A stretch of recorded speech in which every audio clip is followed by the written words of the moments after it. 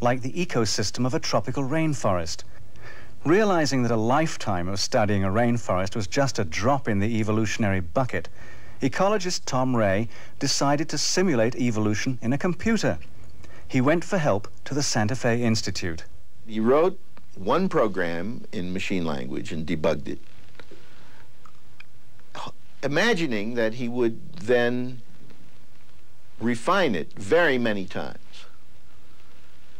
and put in all sorts of features of real biological evolution.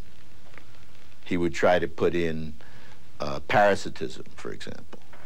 He would try to put in what Eldridge and Gould called punctuated equilibrium. That is, long periods in which evolution doesn't seem to go very fast, and then periods in which, in a rather short time, it makes big changes. He was hoping to put in something like sex, also. But all he had was a very primitive program written in machine language.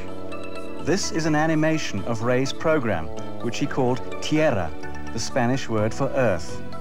It was the first virtual ecology. His digital organisms were strings of computer code. They inhabited the environment of the computer. Competition for space in the computer's memory and for time in its central processing unit acted as selection pressures.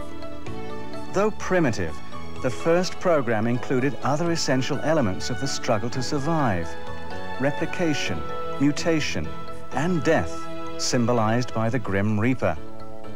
To test Tierra, Ray started with one self-replicating digital organism released into the virtual environment of the computer's memory. And he tried it in a computer and ran it for many, many, many, many, many generations. And he was amazed that it invented parasitism. And it produced many episodes of punctuated equilibrium. And it even invented something somewhat like sex, all by itself.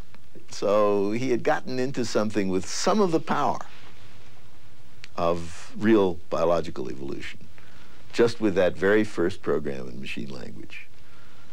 It represents a dramatic example of how very simple rules can lead to the kind of complexity. Very simple rules coupled with the operation of chance can lead to the kind of complexity or apparent complexity that at least one sees in biology.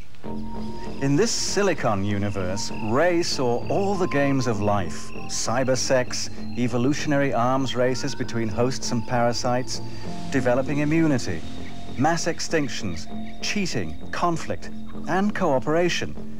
But above all, increasing diversity and complexity. As Darwin might have put it, endless forms most beautiful and most wonderful are being evolved. Is Darwin's explanation of chance variation and natural selection enough to account for the patterns Tom Ray finds in Tierra? Enough to account for the tapestry of nature? Some complexity theorists tell a different story. They suggest